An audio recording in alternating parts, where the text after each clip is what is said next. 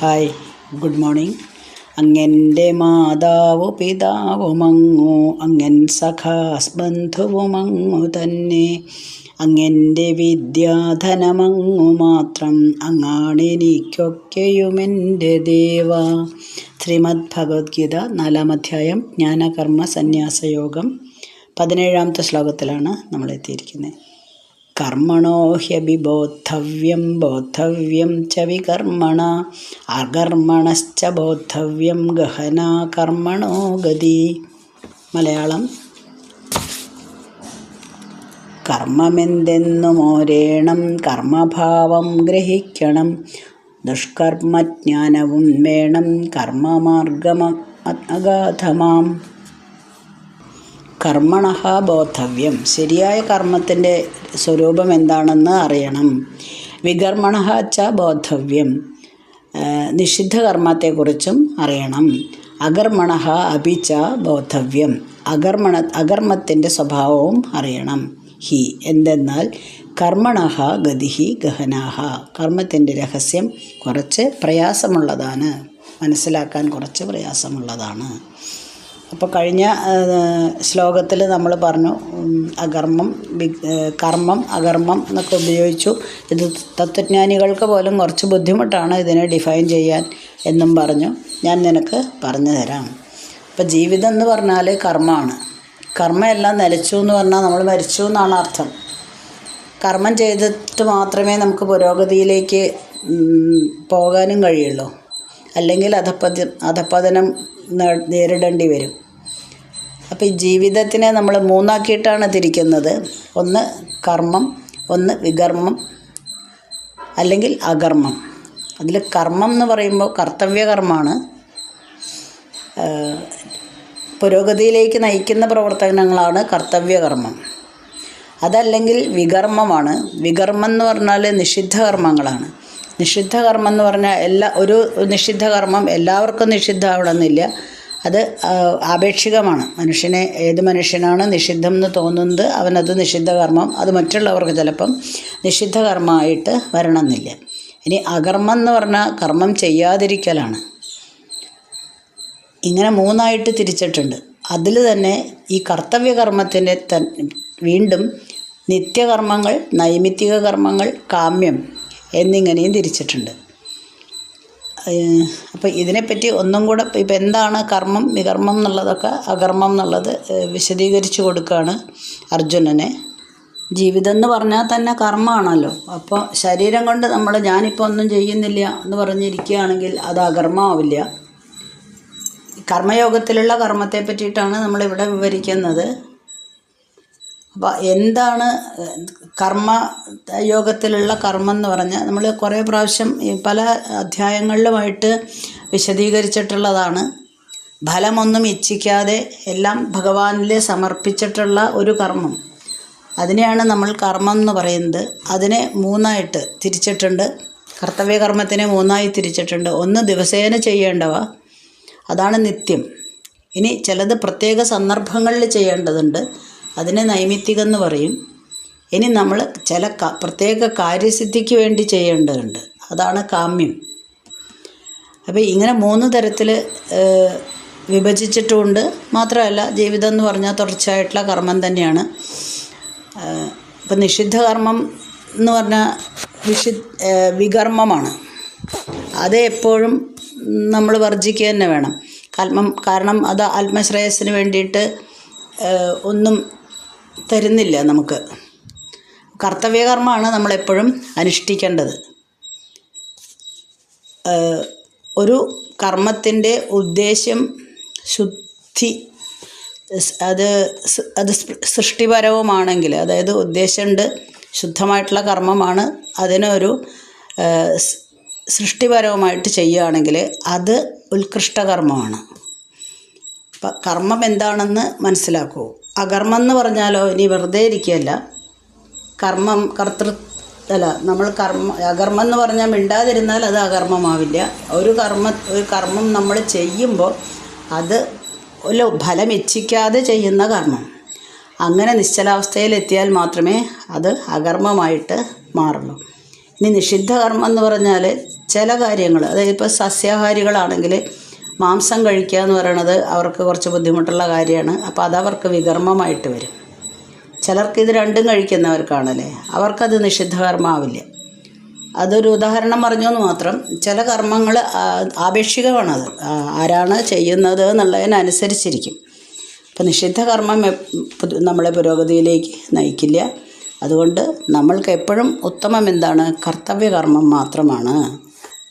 ഇനി 18ാമത്തെ ശ്ലോകത്തിൽ വീണ്ടും വിശദമാക്കുന്നു. കർമ്മണ്യകർമ്മയ പശ്യേത് അകർമ്മണി ച കർമ്മയ സബുദ്ധിമാൻ മനുഷ്യേഷു സയുക്ത കൃഷ്ണകർമ്മകൃത്.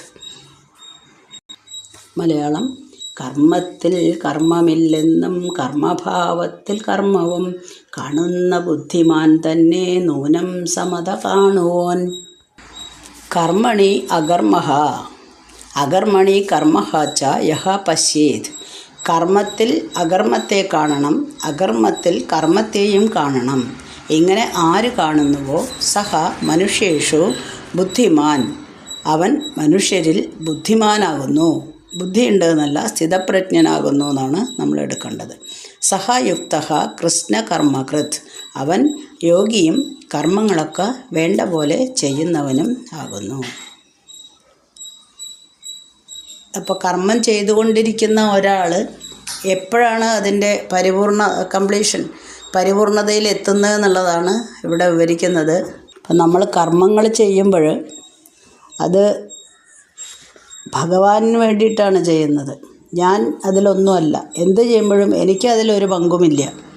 ഭഗവാൻ കഴിഞ്ഞ ശ്ലോകങ്ങളിലൊക്കെ പറഞ്ഞ പോലെ എൻ്റെ ശരീരം കൊണ്ട് ഭഗവാൻ ചെയ്യിക്കുന്നതാണ്. എൻ്റെ ശരീരമാണ് ഈ കർമ്മങ്ങൾ ചെയ്യുന്നത്. അങ്ങനെ നമ്മൾ ചിന്തിച്ച് കർമ്മങ്ങൾ ചെയ്യുമ്പോൾ അത് കർമ്മത്തിൽ അകർമ്മം എന്ന് പറയുന്നു. ഇനി തിരിച്ച്, അതായത് ഇതിലിപ്പോൾ ഒരു ബന്ധവും എനിക്കില്ല, ഒരു ആശങ്കയില്ല, ഇതിൻ്റെ ഫലം എന്താണെന്ന് ഞാൻ ചിന്തിക്കുന്നില്ല. എല്ലാം ഭഗവാൻ എന്നെക്കൊണ്ട് ചെയ്യിക്കുന്നതാണ്. പുണ്യപാപത്തെക്കുറിച്ചുള്ള യാതൊരു ചിന്തകളും എൻ്റെ മനസ്സിൽ ഇല്ല. അതാണ് കർമ്മത്തിൽ അകർമ്മം കാണുന്നവർ. ഇനി അകർമ്മത്തിൽ കർമ്മം കാണുക എന്ന് പറയുമ്പോൾ നമ്മൾ ഒന്നും ചെയ്യാതിരിക്കുകയാണ്. ഒന്നും ചെയ്യാതിരിക്കുന്നത് അകർമ്മമല്ല. ബിക്കോസ് അത് അപ്പോഴും നമ്മുടെ മനസ്സ് ചിന്തിച്ചുകൊണ്ടേയിരിക്കുന്നുണ്ട്. അങ്ങനെ ചിന്തിക്കുന്നു. അതായത് എൻ്റെ മനസ്സ് അപ്പോഴും ചിന്തിച്ചുകൊണ്ടിരിക്കുകയാണ്, ഞാൻ ഒന്നും ചെയ്യാതിരിക്കുകയാണ്. എന്നാലും അവൻ ചിന്തിക്കുന്നുമുണ്ട്, കർമ്മങ്ങൾ ചെയ്യുന്നുണ്ട്. അതായത് ഇപ്പോൾ ഒരു ബുദ്ധൻ തപസ് ചെയ്യുകയാണ്. ബോധിവൃക്ഷച്ചോട്ടിൽ ബുദ്ധൻ തപസ് ചെയ്ത കഥയൊക്കെ നമുക്കറിയാം. അപ്പോൾ ബുദ്ധൻ അവിടെ അനങ്ങാതിരിക്കുന്നു, കണ്ണടച്ച് ധ്യാനിക്കുന്നു, അപ്പോഴും ചിന്തിക്കുന്നുണ്ട്. ഇനി ഒരാൾ ഒരു കൃതി എഴുതാനിരിക്കുന്നു, പെന്നും കയ്യിൽ വെച്ച് കടലാസം മുന്നിൽ വെച്ച് അയാൾ എഴുതാനിരിക്കുന്നു, അപ്പോഴും അയാളുടെ മനസ്സവിടെ ചിന്തിക്കുന്നുണ്ട്. അങ്ങനെ നമ്മൾ നിശ്ചലാവസ്ഥയിൽ ഇരിക്കുകയാണെങ്കിൽ പോലും അതിന് ചലനമുണ്ട്. നിശ്ചലാവസ്ഥയിൽ ഇരിക്കുമ്പോൾ അതിന് ചലനം സംഭവിക്കുന്നു. അതാണ് അകർമ്മത്തിൽ കർമ്മം സംഭവിക്കുന്നത്. ഭൂമി അച്ചുതണ്ടിൽ ചുറ്റിക്കൊണ്ടേയിരിക്കുന്നു അല്ലേ, അതിൻ്റെ അച്ചുതണ്ടിൽ തിരിഞ്ഞുകൊണ്ടേയിരിക്കുന്നു. അപ്പോൾ അച്ചുതണ്ട് എന്ന് പറയണത് അവിടെ നിശ്ചലാവസ്ഥയിൽ ഇരിക്കുന്നതാണ്. പക്ഷെ ഭൂമി അവിടെ കറങ്ങിക്കൊണ്ടിരിക്കുന്നുണ്ട്, അത് ചലനാവസ്ഥയാണ്. ഈ കാര്യങ്ങൾ നമ്മൾ മനസ്സിലാക്കണം. അപ്പോൾ കർമ്മത്തിൽ അകർമ്മവും അകർമ്മത്തിൽ കർമ്മവും വീക്ഷിക്കുന്നവരെ എന്ത് വിളിക്കുന്നു? സ്ഥിതപ്രജ്ഞൻ എന്ന് വിളിക്കുന്നു. അപ്പോൾ എന്തിനാണ് ഇതെല്ലാം വീണ്ടും വീണ്ടും ഇങ്ങനെ പറയുന്നത് എന്നുള്ളൊരു ചെറിയൊരു സംശയം നമുക്ക് വരൂലേ. അതായത് തന്നിൽ തന്നെ നമ്മളെ തന്നെ സാക്ഷിയാക്കി നിന്നുകൊണ്ട് അകർമ്മത്തിൽ കർമ്മവും കർമ്മത്തിൽ അകർമ്മത്തെയും കാണുന്നവനെയാണ് ഇവിടെ ബുദ്ധിമാൻ എന്ന് വിശേഷിപ്പിച്ചത്. അയാൾ ജ്ഞാനിയായിട്ടില്ല, പക്ഷെ ജ്ഞാനിയുടെ അടുത്തെത്തിയിട്ടുണ്ട്. ഏകദേശം ആത്മസാക്ഷാത്കാരം നേടുന്ന രീതിയിലേക്ക് എത്തിയിട്ടുണ്ട്.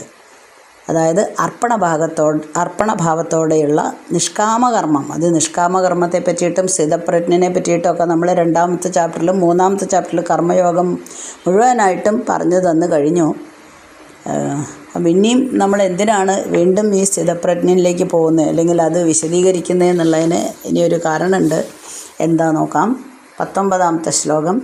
യസ്യ സർവേ സമാരംഭ കാമസങ്കൽപ്പവർജിത ജ്ഞാനാഗ്നിദഗ്ധ കർമാണം തമാഹു പണ്ഡിതം ബുധ. മലയാളം. കാമസങ്കല്പമില്ലാതെ കർമ്മയോഗം ചരിപ്പവൻ ജ്ഞാനാഗ്നിയിൽ കർമ്മഫലം ഹോമിപ്പോൻ വിജ്ഞനായിടും.